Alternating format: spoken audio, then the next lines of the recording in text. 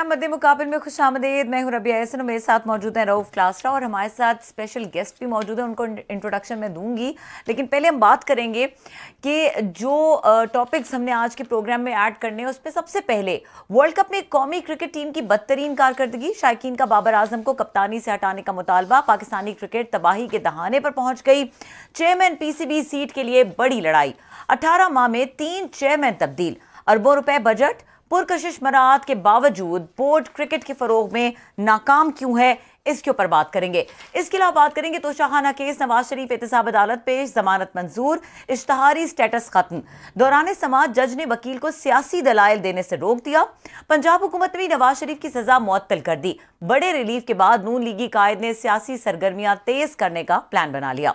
इसके अलावा बात करेंगे वज़ीर आला पंजाब मोहसिन नकवी ने 2 माह कबल रजिस्टर्ड होने वाली green corporate private limited company को 22,000 एकड़ जमीन और 40 अरब रुपए बिला सूद कर्ज देने की मंजूरी दे दी।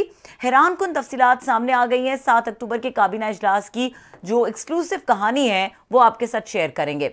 इसके अलावा बात करेंगे सदर पाकिस्तान आरिफ अलवी से सीनियर सियासी तज्जियाकार हफीजुल्लाह न्याजी की अहम मुलाकात में नवाज शरीफ की वतन वापसी, चेयरमैन पीटीआई के मुस्तकबिल के हवाले से क्या बात हुई, ये जानेंगे हफीजुल्लाह न्याजी से उन्हीं की ज़बानी। और अब आते हैं उन गेस्ट की जानिब जो हमारे साथ स्टूडियो से मौजूद हैं। And a guest with an introduction जो कि मैं कराऊं तो शायद पूरा जो हमारा प्रोग्राम का अच्छा खासा टाइम है वो निकल जाए। डॉक्टर नुमान नियाज साहब, और वेलकम करेंगे उनको और बताती हूँ कि इनका इंट्रोडक्शन क्या। Is civil award winning official historian of Pakistan cricket, associate manager of Pakistan cricket and first ever analyst, launched PTV sports. बहुत सारी किताबें इन्होंने लिखी और भी बहुत सारे इनके टैलेंट्स हैं जो, और इनकी जो एकेडमिक्स हैं उनके हवाले से बहुत बड़ा इंट्रोडक्शन है जो डॉक्टर नुमान नियाज का, अगर मैंने जिस तरह कहा कि बताएं तो बहुत देर लगेगी। सो डॉक्टर साहब वेलकम एंड अस्सलाम वालेकुम। वालेकुम सलाम, इट्स अ प्लेजर जी। अच्छा डॉक्टर साहब, एक चीज बता दूं, I always wanted to do a show with Rauf. चलेंगे तो बड़ी ज़बरदस्त बात है और मौका ऐसा है डॉक्टर साहब की बहुत सारी बातें आपके साथ हो सकती हैं इस मौके की रेलेवेंस में। सो मैं ये नहीं पूछूंगी कि कल के मैच में क्या हुआ, क्योंकि जिस तरह से पूरा पाकिस्तान इसके बाद सोगवार है, गम मना रहा है, मजम्मत कर रहा है और जानने की ये कोशिश कर रहा है कि कल, ये नहीं कि कल के मैच में क्या हुआ, कल के हमारे प्लेयर्स ने क्या किया, कल हमारी क्रिकेट के साथ क्या हुआ। देखें, कल हमारे क्रिकेट के साथ कुछ भी नहीं हुआ। अच्छा, this was very much expected और ये हमने कोई 2-1 साल लगा के मेहनत करके इस डेविस्टेशन तक हम पहुंचे। बड़ी मेहनत से, बहुत मेहनत की है हमने। वो कैसे कि इट वाज लाइक जब एहसान मानी और वसीम थे, Wasim Khan was the MD of the CEO of the PCB, तो उन्होंने जहाँ बहुत अच्छे काम किए कि इंटरनेशनल क्रिकेट को उन्होंने अट्रैक्ट किया बैक टू पाकिस्तान, जो मेजर टीम्स वो लेके आए। लेकिन वहाँ पे पॉलिटिकल प्रेशर्स पे उन्होंने पाकिस्तान टीम की कप्तानी उस वक्त बदल दी। चले आप कप्तान बदल देते, आप सरफराज अहमद को हटा देते, हालांकि कोई रीज़न नहीं था, कोई 28 T20 वो जीता हुआ था 31-32 में से, और आपकी टीम जो है वो बेहतर परफॉर्म कर रही थी। लेकिन वो जब हटे तो आपने बाबर आजम को पिक इस वजह से कर लिया कि वो फ्लेबॉयंट था, वो मतलब सुपर टैलेंटेड बैट्समैन था और एलिगेंट था, तो आपने इसलिए पिक कर लिया। कप्तानी के लिए सिर्फ बैटिंग रिक्वायर्ड नहीं होती, पर्सोना होता है, इम्पैक्ट होता है, पर्सनालिटी होती है, इंटरकम्युनिकेबिलिटी होती है, आप कैरेज आपकी कैसे होती है, एचआर मैनेजमेंट आप कैसी करते हैं। You have to be a leader and you have to be a technical and strategic captain. अब अगर आप साउथ अफ्रीका को देखें, तंबा बवूमा से तो 2000 बेहतर प्लेयर्स हैं जो कि उनकी टीम में खेलते हैं, लेकिन जब फाफ डू प्लसी ने डिजास्टरस उनको छोड़ा साउथ अफ्रीका को, जब बिल्कुल कंप्लीट डिसअरे में थे, तो Temba Bavuma emerged as a leader, not as a tactical और स्ट्रेटेजिकल और कैप्टन और अ ब्रिलियंट प्लेयर। तो हमने एक तो ये किया। दूसरा, ये वही प्लेयर्स हम लेके चलते आए हैं। 3-4 आपके चेयरमैन और सिलेक्टर बदल गए। 3 अब रमीज़ राजा, पहले एहसान मानी थे, फिर रमीज़ राजा थे, फिर नजम सेठी थे, उसके बाद आ गए ज़का अशरफ। ये तो मतलब एक म्यूजिकल चेयर लगी हुई है। So it is a power hunger जो कि आपको अट्रैक्ट करती है टुवर्ड्स पाकिस्तान क्रिकेट बोर्ड के, वो आप ज़रा बड़ी हाई प्रोफाइल जॉब। अब तीसरी चीज़ ये है कि हमने कभी भी इंस्टीट्यूशनलाइज क्रिकेट करने की कोशिश नहीं की। दुनिया की क्रिकेट, शायद हमारी बदकिस्मती है कि एक ज़माने में जब हम वर्ल्ड में कंपेटिटिव होते थे तो हम लोग फ्लेयर और नेशनल फ्लेबॉयंस में खेलते थे और बाकी दुनिया वाले भी उस तरह खेलते थे। अब वो मॉडर्न क्रिकेट खेलते हैं। मॉडर्न क्रिकेट में जो है हिटिंग है, उसमें टेक्निकली आपने एग्जीक्यूट कैसे करना है, टेम्पलेट्स आप बनाते हैं, हर स्लॉट के लिए एक प्रोफेशनल बंदा चाहिए होता है। ये तो था ही था। फिर आपने एक और जुल्म किया, जिस वक्त बाबर आजम इवॉल्व हुआ as a world class batter और आईसीसी रैंकिंग और वो जो अक्सर हमारे यहाँ होता है, नोबडी हैंडल्ड हिम। जब वो हैंडल नहीं हुए तो he tried becoming bigger than what he was. उसमें क्या हुआ कि आपके बहुत सारे ऐसे टैलेंटेड बच्चे थे जिनको उन्होंने अपनी कंफर्ट जोन में नहीं आने दिया। अब मैं बड़ा ब्लंटली आपको एक एग्जांपल देता हूँ। मैं बताता हूँ। अब आपको पता है कि T20 में शायद गन प्लेयर है शादाब खान, बट वो T20 के लिए। उसामा मीर 4 ओवर्स का बॉलर है तो वो T20 के लिए, वो एक स्पेशलिस्ट ईयर है। अब वनडे क्रिकेट जो है, जो बंदा फर्स्ट क्लास क्रिकेट नहीं खेलेगा, जो बंदा टेस्ट क्रिकेट से कन्वर्जन नहीं करेगा, it's a mini form of test cricket जहाँ पे आपको सेशंस खेलने पड़ते हैं, कभी डिफेंड करना पड़ता है। आज हुआ एडन मार्करम ने गियर बदल दिया था जब 2 आउट हुए। So that is how you do it. हमने क्या किया, हम अपनी दोस्तियों में हमने शादाब को परसिस्ट किया। अब शादाब वनडे क्रिकेट में नहीं चल पाता क्योंकि again he lakhs the experience of first class cricket, तभी वो टेस्ट भी नहीं खेल पाया था। उसको आपने ट्राई किया था। Same applies for Haris Rauf.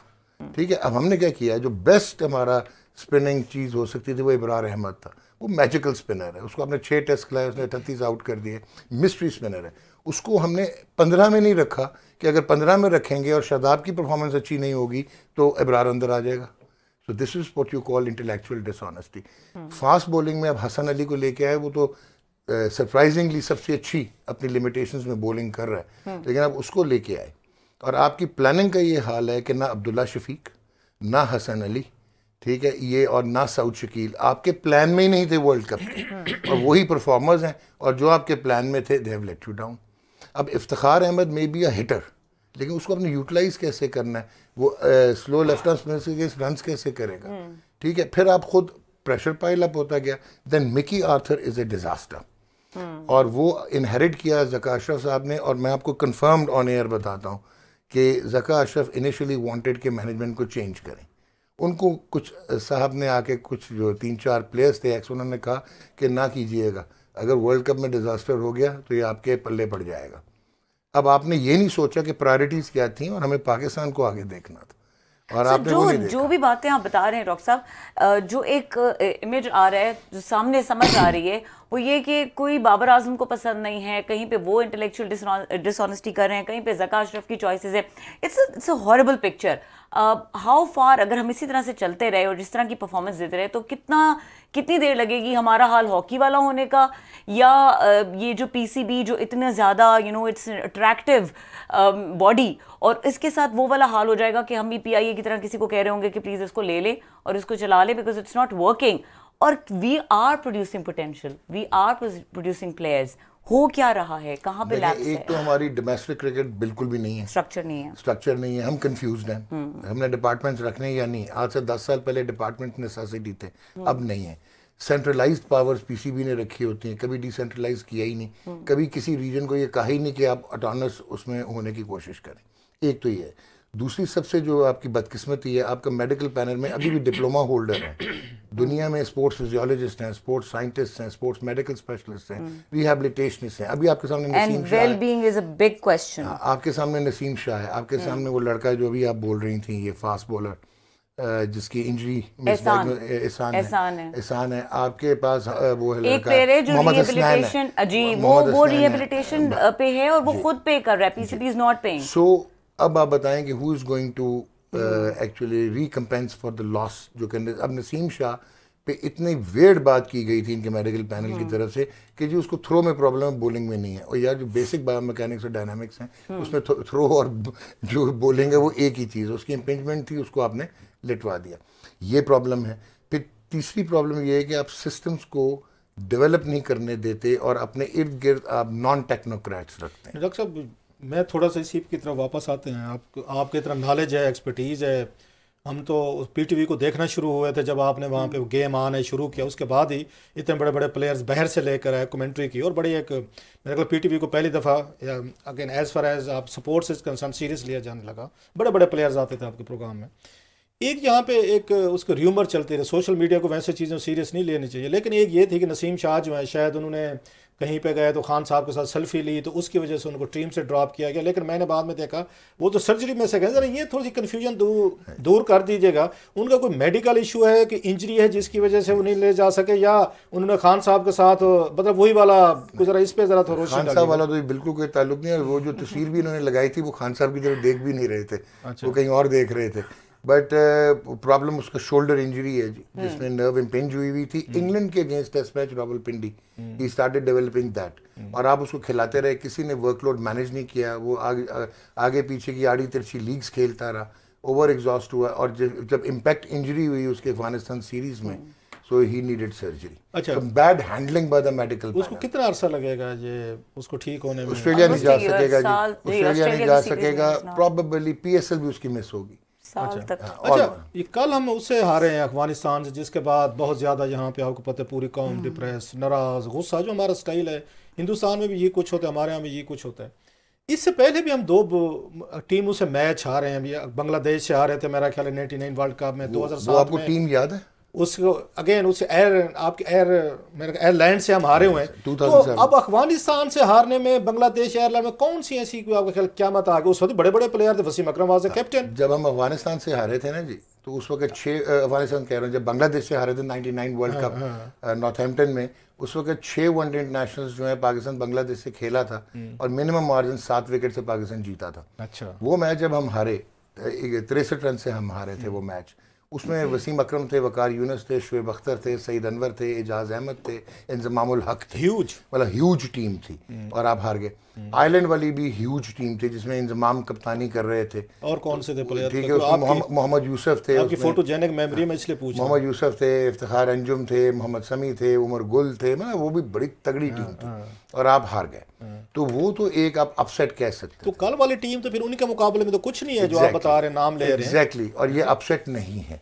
अच्छा, क्योंकि वो इतना खूबसूरत खेला है अफगानिस्तान। और अगर आप देखें, अभी आपकी जब बायलैटरल सीरीज भी हो रही थी, इवन एशिया कप में लास्ट ईयर, नसीम शाह ने लास्ट में आपको जिताया था, वरना they could have taken you. Asif ने छक्के मारे थे, मेरे ख्याल 3 मारे थे उस वक्त, आखिरी ओवर तक गए थे। जब आप आखिरी ओवर तक गेम ले जाते हैं तो किसी वक्त कोई टीम जो जीत सकती है। वनडे में ये था कि आप 7 के साथ जीते हुए थे, तो आप एक्सपेक्ट कर रहे थे, बट उनके स्पिनर्स। अच्छा, फिर आप मुझे ये बताइए कि आप अपने बेस्ट स्पिनर को नहीं खिला रहे, लेकिन वो एक 18 साल का बच्चा उन्होंने बचा के रखा हुआ था पाकिस्तान के लिए, नूर अहमद, वो इसलिए रखा हुआ था कि वो है unorthodox wrist spinner, left arm. China हमारा अबरार है जिसका आप कह रहे थे। नहीं, इब्रार हमारा राइट आर्म है, ये लेफ्ट आर्म है, जो कि कुलदीप यादव है, या जो कि हमने नहीं खिलाया उसको, वो इब्रार को नहीं खिलाया। इब्रार को हमें स्क्वाड में नहीं रखा ना, रिजर्व में लेके गए हुए, ताकि हमें प्रॉब्लम ही ना हो। अब अगर आप देखें कि उन्होंने वो लड़का खिलाया, और वो लड़के ने 3 took 3 for 49, वाई आपसे पकड़ा ही नहीं जाती। जो चाइनामैन लाइन है, कुलदीप यादव ने भी आपको इंडिया के अगेंस्ट एक्सपोज किया।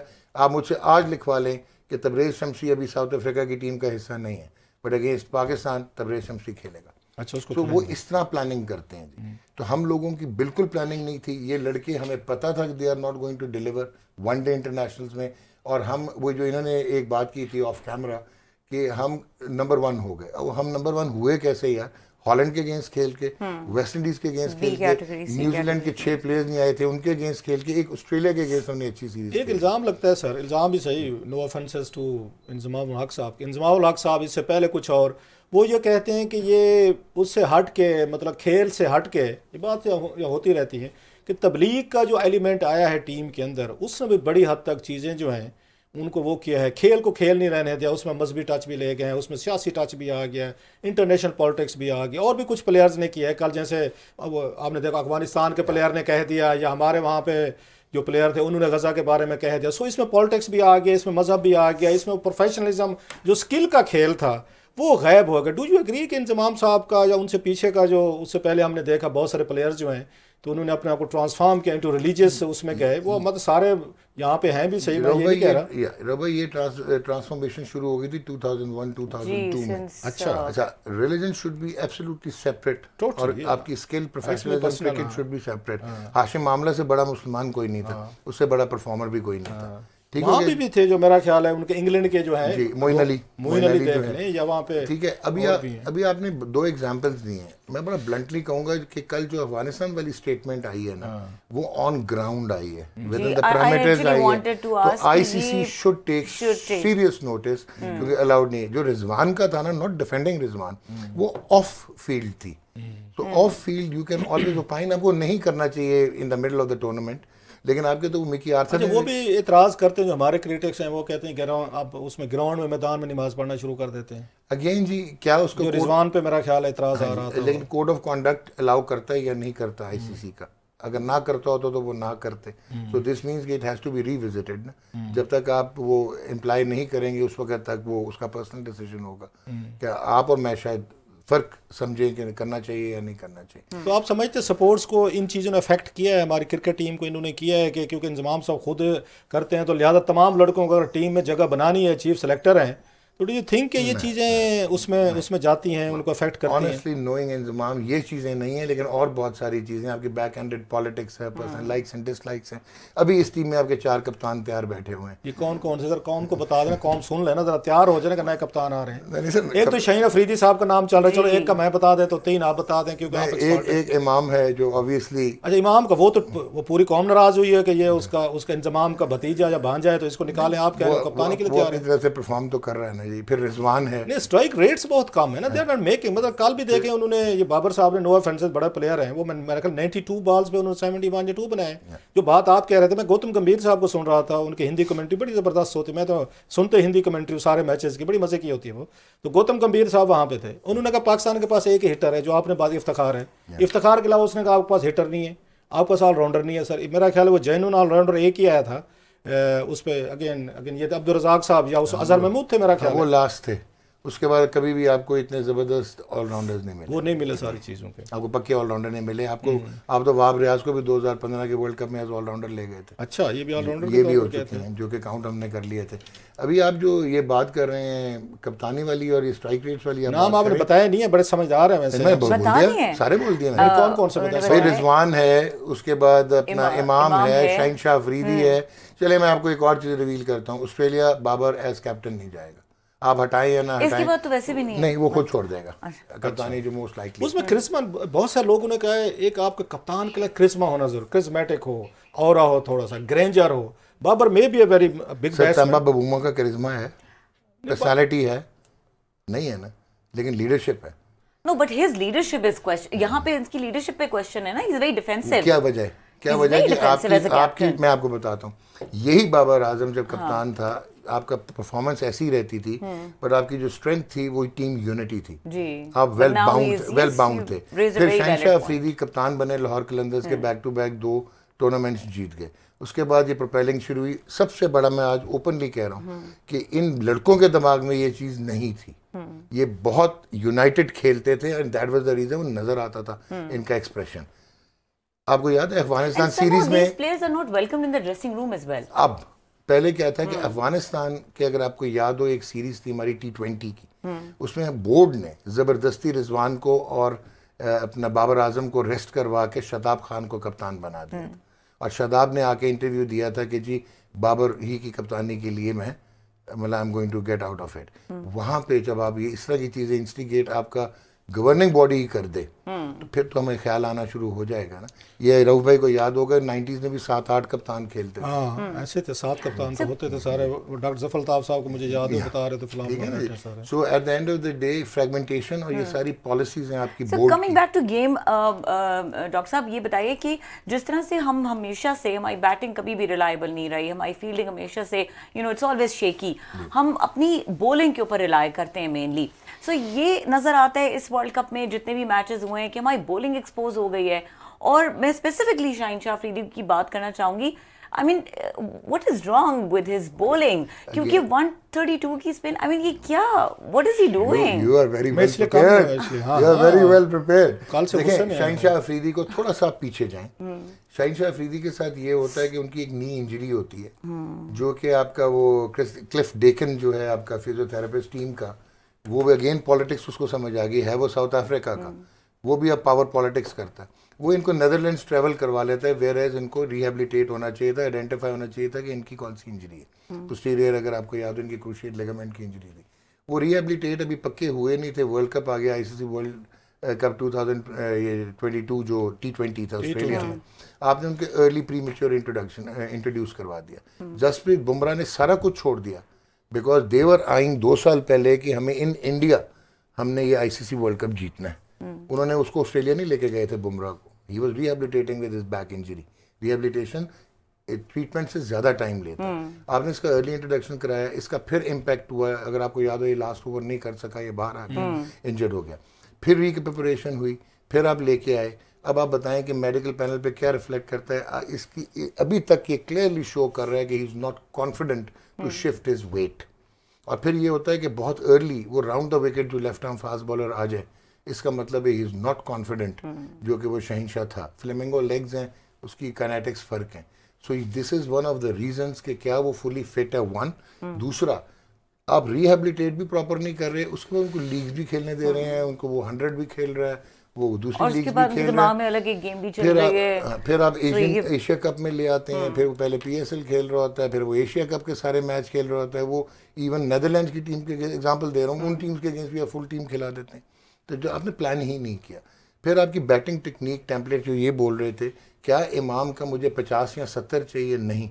अगर मुझे अब्दुल्ला शफीक को इंसिडेंटली एक प्लेयर मिल गया है, पहले एब्जॉर्ब करता था इमाम का pressure Fakhar out of form हुआ, उसके बाद इमाम ने जो है वो स्टेप अप नहीं किया। इंडिया में स्पिनर्स को खेलने के लिए आपको निकल के खेलना पड़ता है, और निकल के खेलने के लिए इतना बड़ा दिल चाहिए। अच्छा, हमारे पास बड़ी स्ट्रेंथ होती थी, जैसे फास्ट बॉलिंग की तो आपने बता दी कि हमारा मतलब यही होते थे। शहनशाह अफरीदी साहब जो हैं, ये पहले ही मेरा ख्याल 2-4 ओवर में 2-3 विकेट निकाल लेते होते, जैसे वसीम अकरम किसी दौर में करते थे। बल्कि रवि शास्त्री का बयान आया, उसने कहा जी जनाब कि ये वसीम अकरम नहीं है, इसको इतना ज़्यादा ना चढ़ा लें आप, बस ठीक है। बल्कि आसिफ का भी बयान में पढ़ा, उसने कहा ये पहले अगर इसको 2-3 विकेट मिल जाए तो ठीक है, बाद में इसको समझ नहीं आती कि मैंने अब ये बॉल कैसे बॉल कर सकता, पुराना मुश्किल, बस पुराने नहीं है। तो वो उन्होंने कहा वसीम अकरम नहीं है, उनका था, उनका शास्त्री साहब का वो था।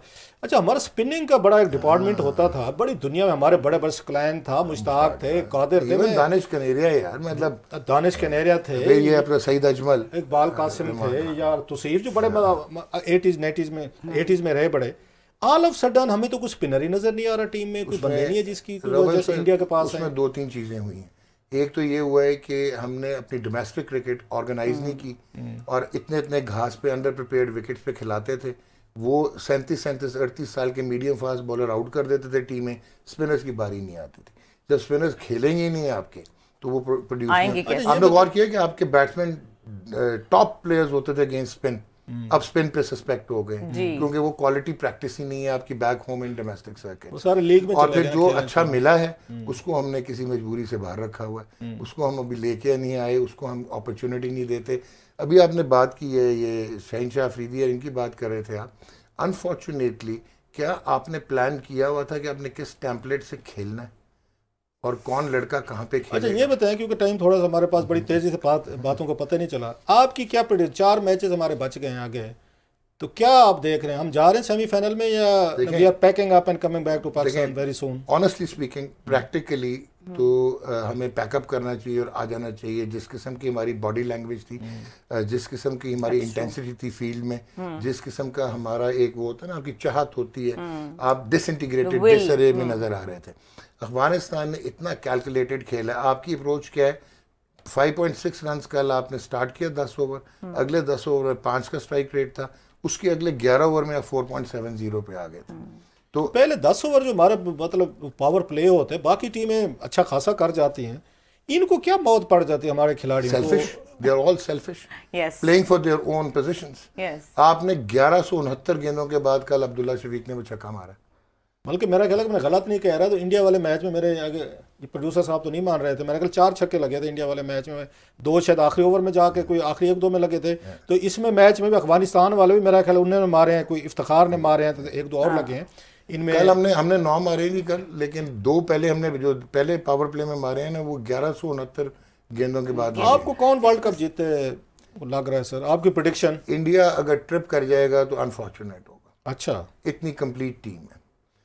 अच्छा, बाबर की आप थोड़ा सा रैपिड फायर पे जाते हैं। बाबर की और कोहली साहब का जो कंपैरिजन है या कंपैरिजन, बाद लोग कहते हैं ओवर रेटेड हो गए, कोहली ने सारे मैचेस जितवाए, he is a match winner. Babar को कहते हैं ठीक है अच्छा batsman but is not match winner. Wasim is right that Kohli is coming from a next level, Kohli is the king, Babar is not the king. आजकल ये कह रहे हैं सारे। मैं तो I am not going to talk about Babar, is exceptionally talented, brilliant, लेकिन सुन लें Vivian Richards may well have been कि वो हम सारों का एक छाया हुआ है कि वो लेजेंड, वो गॉडफादर है, वो लेजेंड है। लेकिन आपके ऑन एयर में कह रहा हूँ कि Virat Kohli is one day histories best ever ODI player. अच्छा अब तक और आप तो हिस्ट्री इस पे बुक्स लिखी है मेरा ख्याल है इस पे। 4800 अभी he missed his 49th Sachin के मुकाबले, उसमें से 27 times he has one the matches for India. अच्छा जो मेरे को तेंदुलकर साहब के पे लगता था कि वो 100 करते थे इंडिया फिर भी मैच जीत जाता था, ये इसके विराट कोहली का ये कि जब इसने 100 किया है या उससे कम भी मैच इसने जितवाए हैं, कोई मैच विनर है हमारी टीम में किसी एक आपका कहें कि जिसमें कोई नहीं है? फखर जमान था जी, he was your match winner. जो इंडिया के खिलाफ उन्होंने मेरे को जितवाया भी था, वो जितवा भी सकता है जिसमें वो खेलता है। एक कुछ हमने उसको सही यूज नहीं किया, दूसरा उसने अपने साथ ज्यादती की, अब तो अगर वो इंजर्ड हो गया। तो आप समझते हैं रमीज राजा साहब को हटाना इस मौके पे और जक्का अशरफ साहब को लाना वाजिब है? देखिए मैनेजमेंट कमेटीज हमेशा जो एडहॉकिज्म होता है उसमें एडहॉक फैसले होते हैं, उसमें कोई लॉन्ग टर्म पॉलिसीज होती नहीं। और एक सबसे बड़ा हमारा और मसला है कि रऊफ क्लासरा मेरे से पहले थे, मैं उनका सक्सेसर हूँ। जो वो पॉलिसीज दे के गए वो चाहे सही भी हैं, वो मैंने खत्म कर देनी है, डिसकंटिन्यू करके दोबारा शुरू करना है। आपको लगता है इंडिया को आप देख लें, process of continuity, you dominated them till 2004 and 2005। उसके बाद क्या हुआ? They have become a developed board. उन्होंने फिर आईपीएल बना दिया। They make their coaches simulate, जो वो बाहर से कोचेस लेकर आते हैं, फिर उनकी अपनी प्रोडक्शन शुरू हो गई है। ट्रेन द ट्रेनर्स किया ना जी, हमने वो किया नहीं। हम जूम पे तो आपने मिकी आर्थर रखा हुआ यार, जुल्म खुदा। अब तो खैर फील्ड में गया हुआ है, वहाँ बैठा हुआ है बेचारा वो जो एक्सप्रेशंस दे रहा था वो तो 10 ओवर में मैच हार गया था। मैच तो हम हारे हैं जाके 49 ओवर। दूसरा आपको लग रहा है कुछ 4 मैचेस में से बच्चे 4 बच्चे कोई कुछ जीतने के चांसेस हैं? देखिए मैं आपको रोब भाई बड़ा आसान कर देता हूँ कि साउथ अफ्रीका ने अभी तक चेज नहीं किया। चेजिंग में हॉलैंड के अगेंस्ट वो फारिग हो गए थे, तो वो देखना होगा। लेकिन बैटिंग फर्स्ट तो वो पकड़े नहीं जा रहे। इंडिया कंप्लीट टीम है, हालांकि अभी हार्दिक पांड्या इंजर्ड हुआ, लेकिन उन्होंने बड़ा अच्छा शामी बेंच से लेके आए और स्काई को खिला दिया। और तीसरा न्यूजीलैंड है, जिनमें वो अपनी लिमिटेशंस में खेलते हैं और साइंटिफिक क्रिकेट खेलते हैं। पाकिस्तान के मैचेस कौन से रह गए? एक बांग्लादेश से रह गया, एक साउथ अफ्रीका है, एक इंग्लैंड है, एक न्यूजीलैंड है। मतलब टीम में बड़ी स्ट्रांग है। अब बांग्लादेश को चले हमने गिरा लिया, प्रॉब्लम आएगा कि एक साउथ अफ्रीका क्या चेज करता है या पहले बैटिंग करता है, टोटल इस पे डिपेंडेंट होएगा। आपके स्पिनर्स मिडिल ओवर आप में ना आउट करते हैं, मिडिल ओवर में बैट्समैन आपके रन्स नहीं करते। You can not win a one day international if you do not control. Lastly कि अभी वो बात कप्तानी की हो रही थी सर, माजी में भी हमने देखा लाहौर वर्सेस कराची कप्तानी के झगड़े रहे हैं, उसमें इमरान खान साहब वर्सेस जवेद मियांदाद बड़ी लंबी लड़ाई चली थी। और याद होगा अर्ली 80s में वगैरह भी आ गए, उसमें अर्ली 80s में इमरान खान साहब के साथ 7-8 खिलाड़ी थे, बगावत की थी मियांदाद की कप्तानी के खिलाफ।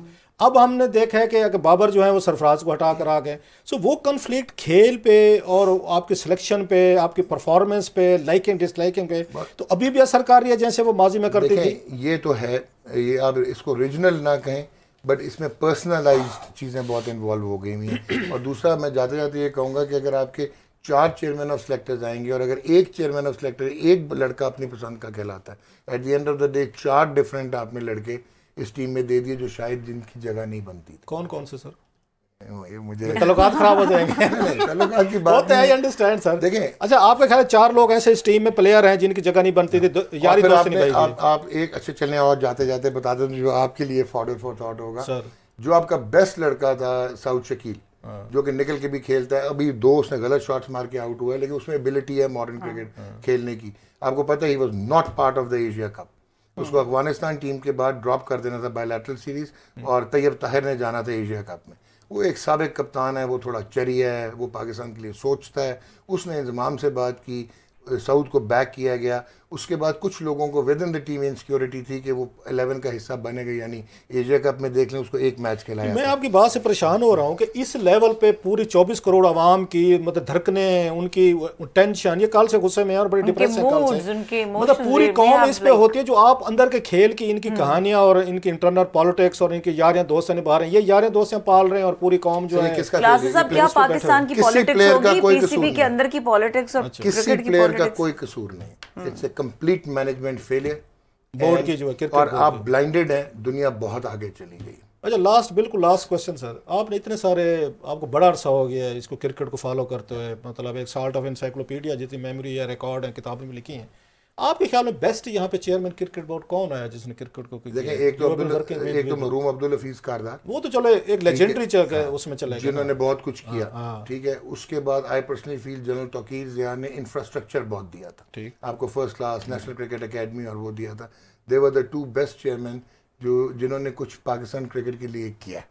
बाकी जितने भी आए उनके प्लान्स बड़े बड़े होते थे, एग्जीक्यूशन आपको कहीं नजर नहीं आई। और एक बड़े अंडररेटेड थे जिनका हाल ही में इंतकाल हुआ है, एजाज भट्ट। अच्छा, वो आईसीसी उनका मजाक जरूर बना, but he was a man जो कि इन चीज़ों को समझते थे और काफ़ी कुछ उन्होंने करने की कोशिश की थी। That's about it. बहुत शुक्रिया सर जी, बहुत कुछ आपसे वो हो सकती थी और आज टॉपिक्स ना होते तो आपको बहरहाल हम रिक्वेस्ट करते रहेंगे मेन इश्यूज पे। अभी तो वर्ल्ड कप चल रहा है, मतलब आप चाह रहे हैं कि मैं सारी पाकिस्तान टीम से मिलना बंद कर दूं? बहरहाल क्या करें। नहीं, इट्स आई थिंक यूजफुल ये ओपिनियन है और ये ऐसा क्रिटिसिज्म है जो कंस्ट्रक्टिव है, पहुंचना चाहिए। बहुत शुक्रिया डॉक्टर साहब।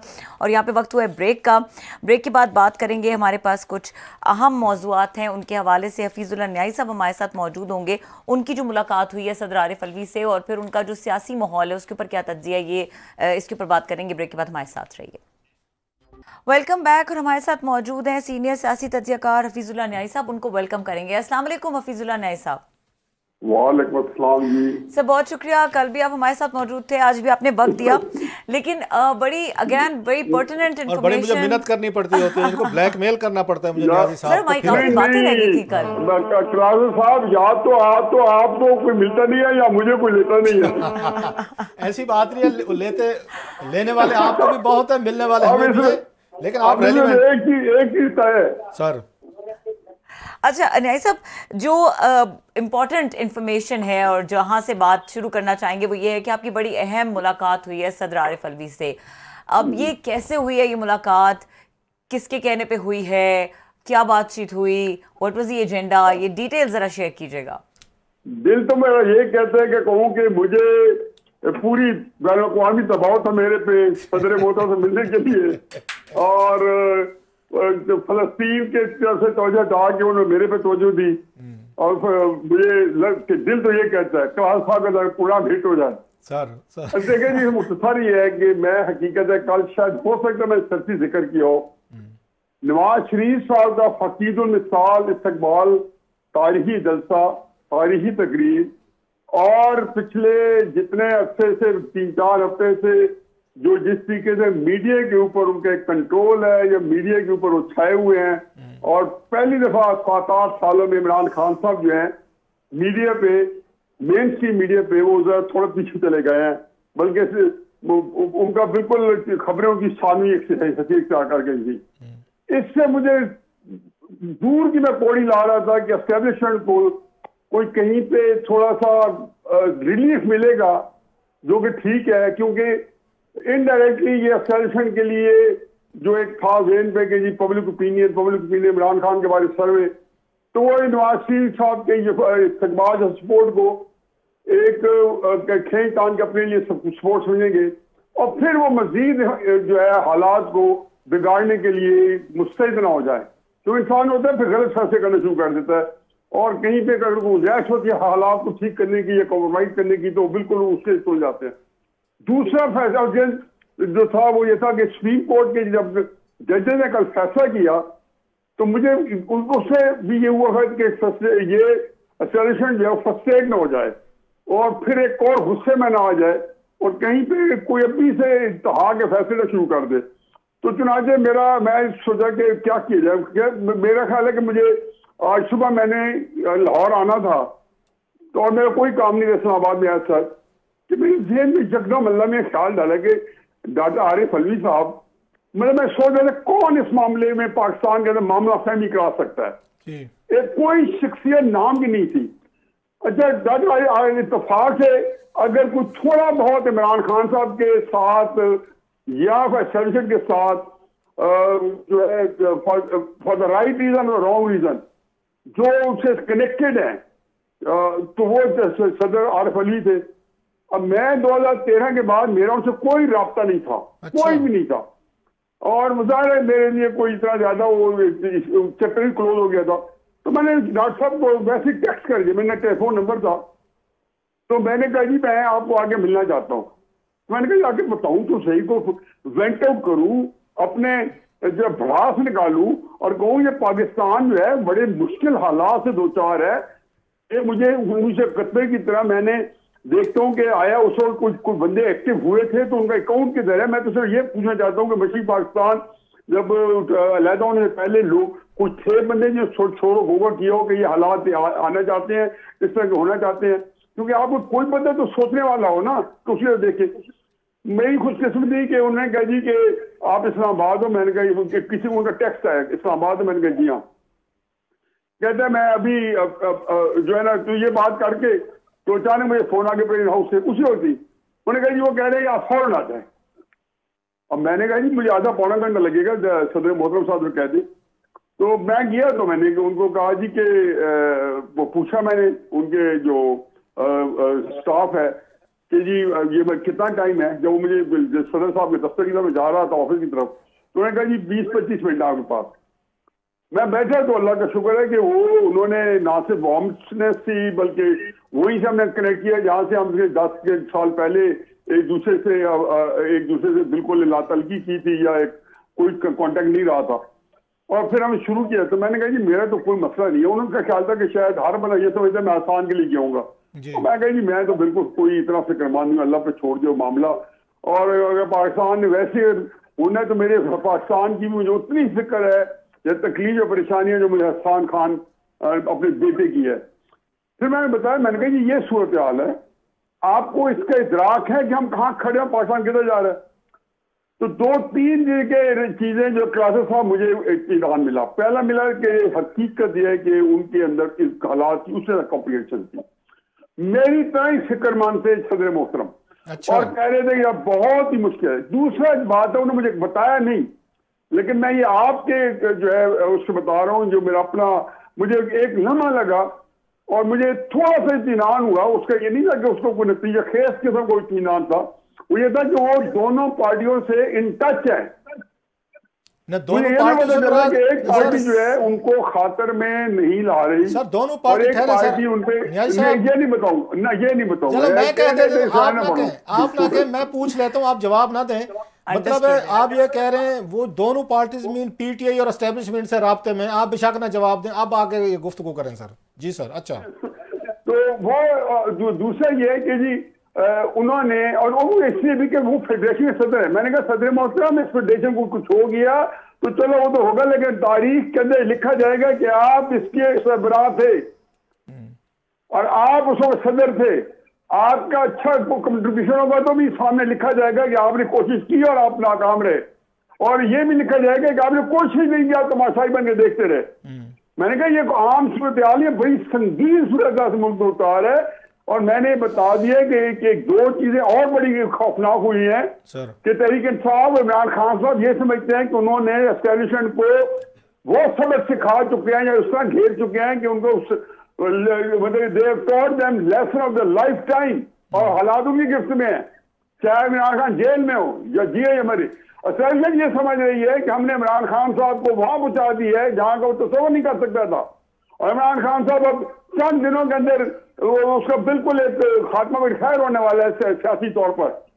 अब कड़ाई से ये कि ये कैफियत मैंने कही ये बिल्कुल पाकिस्तान के अंदर। अच्छा न्याय साहब, आपने बड़ी अहम बातें की हैं सर, बड़ी अहम बातें की हैं। जस्ट मेरे जहन में आ रहा था, अलवी साहब ने आपको ये नहीं कहा सर, एक छोटा सा सवाल सर, एक छोटा सा सवाल रात को मुझे कहेगा मैंने कहीं पे कोई बात नहीं की किसी का, मुझे जाओ कि ट्वीट के बाद बहुत फोन है, मैंने कहा जी मैं सफर में हूं, मैं किसी सर आई नो सर, आपने हमेशा मुझे बड़ी इज्जत दी और मुझे ना नहीं कर सकते, मुझे आपकी कमजोरी का भी पता है कि मेरे को आप क्यों ना नहीं कर सकते, और मैं हमेशा उसी चीज़ का फायदा उठाता हूँ आपसे। खैर एनीवे सर, एक उन अलवी साहब ने आपको बताया नहीं है कि भाईजान, ये मैंने पहले भी 2 दफ़ा खुफिया मुलाकातें कराई थी इमरान खान साहब की, जनरल बाजवा साहब की, उस वक्त ये तो चलो नई एक एस्टेब्लिशमेंट की आदत है, जब उस वक्त प्रॉब्लम हो रहे थे तो उस वक्त भी मैंने कोशिश 2 दफ़ा की थी और खुफिया मुलाकातें मैंने अपने मैंडेट से हट के करवाई थी, उनका नतीजा नहीं निकला था। तो अब कैसे नतीजा निकला? उन्होंने आपको बताया नहीं कि माजी में कोशिश करता रहा हूँ, हर दफ़ा खान साहब जो हैं वो कोई ना कोई वो कहते थे नहीं मेरी मर्जी के मुताबिक बात होगी, डील होगी तो मैं आगे चलूंगा, नहीं तो मैं नहीं चलता। खान साहब तो कहते हैं माई वे और हाई वे, वो तो थोड़ी फ्लेक्सिबिलिटी दिखाने को तैयार ही नहीं थे, माजी में हम देख चुके हैं सर। कल साहब इन ऑल फेयरनेस उन्होंने मुझे बहुत सारी बातें नहीं बताई। अच्छा। और इन ऑल फेयरनेस उन्होंने मुझे बहुत सारी बातें बताई भी हैं जो कि अभी वो करने के लिए नहीं है। अच्छा। और नहीं, जो बातें आपने की है इनमें से बहुत सारी बातें उन्होंने बताई भी हैं। बहुत सारी बातें उन्होंने जब मुझसे सवाल किया मुझे क्या करना चाहिए, तो मैंने जब कहा तो मैंने खुद भी अखज़ कर लिया कि ये बातें ये करने के बाद मुझे सवाल कर रहे हैं। क्योंकि मैं महाराज एक मुझे मार्जन दे कि मेरी एक बड़ी उम्र इसी फील्ड में गुजरी है 50 साल से, तो मुझे एक तजर्बा है कि ये बातें जो की हैं उन्होंने क्यों की है। कि उन्होंने ये कहा कि जब मैं यार रऊफ के पास अगर जाऊं और रऊफ क्लास मुझे ना मिले तो फिर मैं क्या करूं। अच्छा। तो मैं कह सकता हूँ कि ये इसका मतलब है कि ये बात कुछ ट्राई कर चुके हैं या नहीं कर चुके, बार वो फिर छोड़े। अब किस्सा मुख्तसर जो अहम चीज है वो ये है कि उनके वो जो थे मेरे साथ मिलके वो मायूसी उनकी बड़ी नहीं है, जो मेरे अंदर एक मायूसी और यासियत जो जिसने मुझे अपनी गिरफ्त में लिया हुआ है। और मैंने यकीन आने उसको रूहान से के कहा कि सदर मोहतरम पाकिस्तान नहीं बचता, तो मुझे लगा कि उनमें हौसला था सदर मोहतरम में, लेकिन वो जो है ना वो इस बात में उनका चेहरा उनकी बॉडी नहीं बताती थी कि he is aware of everything. उनको इस बात का इदराक है कि पाकिस्तान मुश्किल में है, पाकिस्तान का एक ऐसी जगह पे है जहाँ से कोई वो नहीं है। सर ब्रेक लेनी है, मेरा ख्याल है रबिया ने हमारे साथ ही रहिएगा। हाँ, आप हमारे साथ लेकर ब्रेक लेनी है, अभी वापस आते हैं सर। बड़ी अहम बात डिस्कशन को यही सेकंड किया हफीजुल्लाह न्याई साहब से हम एक्सक्लूसिव गुफ्तगू कर रहे हैं, मुलाकात के बारे में बता रहे हैं, जो उनकी अहम मुलाकात हुई है सदर आरिफ अलवी से। इस ब्रेक के बाद कंटिन्यू करेंगे, हमारे साथ रहिए। Welcome back. और हमारे साथ मौजूद हैं हफीजुल्लाह न्याई साहब। न्याई साहब, आप बहुत सारी बातें बता रहे हैं, बहुत सारी बातें इनडायरेक्ट तरीके से बता रहे हैं। एक अगर मैं डायरेक्टली एक चीज़ पूछूं और प्लीज़ इसके बारे में ज़रा ऑनेस्टली बताइएगा कि अभी रिसेंटली इमरान खान ने बड़ी नाराज़गी का इजहार किया सदर आरिफ अलवी से कि उन्होंने अपना रोल नहीं प्ले किया। इसके बारे में क्या तासुरात थे सदर आरिफ अलवी के, उन्होंने क्या कहा इस बारे में? मेरे पास इतना टाइम तो नहीं था कि मैं ये पूछता, लेकिन डेफिनेटली जो उस वक्त मेरा अपना प्रोग्राम मैंने किसी प्रोग्राम में कहा या जियो में या अपने वीलॉग में मैंने कहा था कि ये पब्लिक कंजम्पशन के लिए है। मैं कभी इन बातों में नहीं आता हूँ। अच्छा। मैं मान ही नहीं सकता कि इमरान खान साहब जिनको मैं समझता हूँ कि बिल्कुल एक मामूली दिमाग से आदमी है, उनके पास पॉलिटिकल एक्यूमेंट नहीं है, लेकिन इतना कम अज कम नहीं करेंगे कि अली साहब से इस वक्त बिगाड़ेंगे। वो बिगाड़ेंगे तो पब्लिक कंजम्पशन में करेंगे, लेकिन इमरान खान साहब को ये जेहन में होगा या नहीं होगा कि वो कहता है ना एक गाना है कि every breath you take every move you make I am watching you, तो वो ही बीइंग वॉच्ड, वो जो भी होते हैं तो वो सही हासिल होगी। लेकिन असल मसला यह है कि इमरान खान साहब, मेरा अपना ख्याल यह है कि जो सूरत हाल जो भी हो, लेकिन इस वक्त जो है कि आया दोनों फरीक जो हैं वो कोई मामला फहमी करेंगे। मुझे सदर मोहतरम पूछा कि क्या सोल्यूशन है, वो ज्यादा है। मैं कहता हूँ कासों का टाइम नहीं है। और ये बात उसके ऊपर ये तरह में से लगा दूं, कल जब मैं प्रोग्राम आप किया तो मैं मेजर आमिर साहब जो है इस्लामाबाद में जो हमारा पीर खाना है, तो मैंने जब उन्हें बताया मैं इस्लामाबाद में हूँ, तो उन्होंने बहुत मोहब्बत से कहा कि मेरे पास आ जाओ। वो गाँव से इस्लामाबाद आ गए, तो वहां पे अच्छा खासा जैसे क्लासा को बता कि मजमा इकट्ठा कर लेते हैं और बड़े बड़े नामवर लोग और नामी ग्रामी थे। तो वहां भी यही बात हुई कि जब मैं ये बातें की हैं सारी, मैंने कहा यार मुल्क बहुत एक कसमकुशी का शिकार है। तो उन्होंने कहा जी क्या हाल है, तो मैंने कहा जी हाल मैं तो बार बार अपने कॉलम में बता रहा हूँ, अपने प्रोग्राम बता रहा हूँ कि इमरान खान, नवाज शरीफ, फजलमान साहब, पीपल्स पार्टी, एस्टैब्लिशमेंट, जुडिशरी सारे अगर नहीं मिलके बैठते तो ये पाकिस्तान नहीं बचता। मैं रिकॉर्ड पे लाना चाहता हूँ, खुदा ना खाते मुल्क को कुछ हो ना जाए। अच्छा सर एक बात गई वो एग्री कर गया मेरे साथ, कहते बिल्कुल सही है। और दूसरा मैंने कहा जी कि एक जेस्चर के तौर पर एस्टैब्लिशमेंट को ये चाहिए कि जो कल सुप्रीम कोर्ट का फैसला है इसके खिलाफ अपील ना करें। इनको फायदा नहीं होगा, बदनामी होगी, क्योंकि वैसे भी इनकी मदद हो गई कि मिलिट्री कोर्ट के केसेस जो थे चलते, इमरान खान साहब की को मीडिया कवरेज पब्लिक पे आई और पूरी दुनिया में ज्यादा मिल रही थी, अंडरमाइन हो रहा था। अकल करें कि इस तरह के काम करके मजीद जो लड़ाई लड़ रहे हैं, अगर लड़नी भी है तो एक दो सवाल रहते हैं, मैं जल्दी से पूछ लूं। आपने जैसे खुद कहा कि 10 साल से अलवी साहब से कोई राब्ता नहीं था आपसे, ना कभी उन्होंने राब्ता किया ना आपने कभी की, क्योंकि आपका भी एक एक उनके साथ एक उस गुस्सा नाराज़गी था इमरान खान साहब की वजह से, आप उनसे पीछे हट गए, सो लिहाजा पीटीआई वाले आपसे भी दूर हो गए, थिंकिंग के खान साहब को पता चला तो नाराज़ होंगे।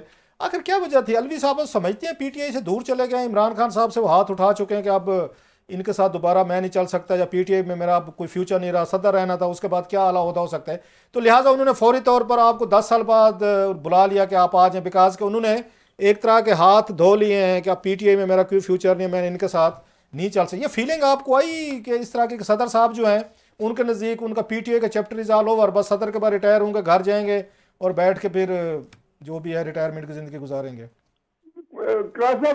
सदर मोहतरम बहुत पुख्ता ज़हन के आदमी हैं। जब इमरान खान की एक हमशीरा ने उनके खिलाफ को बयान दिया तो मैंने ब्लॉक किया और मैंने फिर एक ट्वीट किया या पता नहीं कहाँ किया, मैंने कहा जी ये बिल्कुल इनको सदर मोहतरम के खिलाफ इस तरह की बात नहीं करनी चाहिए और इत्तेमाद के इजहार करना चाहिए। ये जो तरीके साहब वाले सतही बातें करते हैं कि हर उस बंदे को जो इमरान खान साहब किसी और काम के लिए कह रहे तो उसको गालियां देने शुरू कर देते, मजीद दूरियां पैदा कर देते, ये हक में नहीं है। लेकिन मैं ये समझता हूँ जी कि इस वक्त ऐसी सूरत हाल मुझे कहीं से नहीं लगी कि इमरान खान साहब को उसका मामला जो है मैं आगे कुछ कहना नहीं चाहता, फिर आप खान जो है वो चीज उस पे आते हैं। इमरान खान साहब और वो एक दूसरे से मुतमईन है। चले ये बड़ी खबर दी है हमने, मतलब अवाम ऐसे ही हवा में घूम रहे हैं, तो काफी ज्यादा परेशान रहे इस बारे में। ये मैच और अगर कोई मामला, मैंने तो आज इस होप के साथ है कि अगर कोई मामला हो सके इमरान खान साहब एक्सटेंशन का तो अलवी साहब ही करा सकेंगे। चुनाचे अगर हमारे दोस्त मोहम्मद दुरानी साहब गए थे तो एक सेंस बनती है। पहले मेरा भी ये ख्याल था यहाँ से बैठ के, और दूसरी बात है मुझे सदर मोहतरम साहब कई वहमों को माम भी नहीं होगा सुबह के मैं मिलने आ रहा हूँ, ये अल्लाह ने मेरे दिमाग में डाला और मेरा ख्याल मैंने अच्छा किया कि एटलीस्ट मैंने एक चीज ट्रिगर किया, उसमें ये उनके अंदर हुआ कि वो एक बहुत ही उनके अंदर एक चाहत थी कि मैं उनको ये फ्रीक्वेंट। आज फिर हमारा नवाज शरीफ साहब वाला रह गया जो हमने आपसे पूछना था, आज अलवी साहब दरमियान में आ गए, तो वो फिर रह गया, बहुत बड़ी इंपॉर्टेंट बातें करने नए रुख पे ले गए हैं सियासी मंजरनामे को। बहुत शुक्रिया हफीजुल्लाह रियाई साहब, आपने हमें वक्त से गुफ्तगू की और यहाँ पे प्रोग्राम का वक्त खत्म हो गया। देखने के लिए शुक्रिया, इजाजत दीजिए, अल्लाह हाफिज।